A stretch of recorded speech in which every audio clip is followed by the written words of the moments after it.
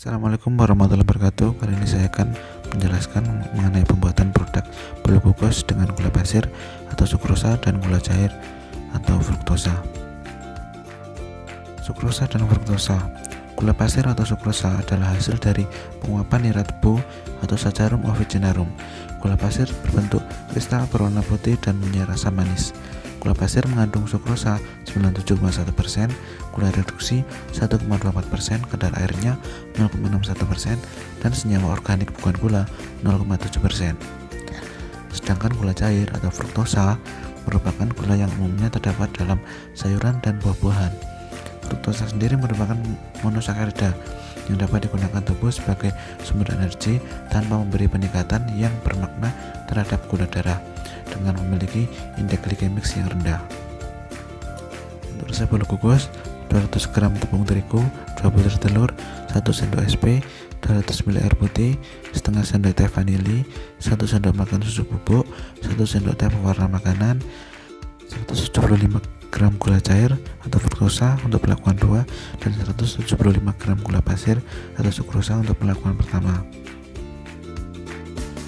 Prosedur pembuatan bolu glucose: yang pertama, timbang dan takar semua bahan yang diperlukan. Kemudian yang kedua, siapkan wadah, campurkan 2 butir telur, 175 gram gula, 1 sendok teh SP, dan setengah sendok vanili. Yang ketiga, mixer adonan dengan kecepatan maksimal sampai mengembang. Yang keempat, masukkan susu, air putih, dan tepung secara bertahap. Kemudian mixer dengan kecepatan rendah. Kemudian yang kelima, masukkan pewarna makanan, kemudian aduk. Yang keenam, olesi loyang dengan margarin dan taburi tepung. Kemudian yang ketujuh, masukkan adonan ke dalam loyang dan kukus selama 25 menit. Setelah 25 menit, tas tusuk bolu. Apabila adonan tidak menempel, bolu sudah matang.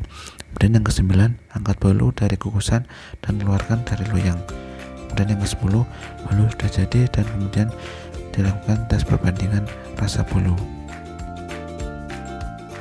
Untuk step pertama, timbang dan takar semua bahan yang diperlukan, baik dengan perlakuan pertama yaitu dengan gula pasir 175 gram ataupun dengan yang perlakuan kedua dengan menggunakan gula fruktosa dengan 175 gram juga. Untuk step kedua, campurkan 2 butir telur, 175 gram gula, 1 sendok teh SP, dan setengah sendok teh vanili. Kemudian step ketiga, mixer adonan dengan kecepatan maksimal sampai dengan mengembang. Dan untuk step yang keempat, masukkan susu, air putih, dan tepung secara bertahap. Kemudian mixer dengan kecepatan yang rendah. Untuk step yang kelima, masukkan pewarna makanan secukupnya saja. Kemudian kita aduk dengan menggunakan solet. Untuk step yang keenam, olesi loyang dengan margarin dan taburi dengan tepung. Dan step yang ketujuh, masukkan adonan ke dalam loyang dan kukus selama 25 menit. Selanjutnya step 8, setelah 25 menit kita lakukan tes tusuk bolu. Apabila adonan tidak menempel, berarti bolu sudah matang. Step 9, angkat bolu dari kukusan dan keluarkan dari loyang. Kemudian yang terakhir, step 10, bolu sudah jadi, dan kita lakukan tes perbandingan rasa bolu. Perbedaan apa yang terjadi? Setelah dirasakan kedua jenis bolu dengan dua perlakuan gula yang berbeda, yaitu gula pasir atau sukrosa dan gula fruktosa, didapatkan pada gula fruktosa pada akhir rasa lebih terasa manis dibandingkan gula pasir. Sedangkan untuk tekstur tidak ada perbedaan atau hampir mirip, dan untuk pengembangan bolu juga tidak ada perbedaan.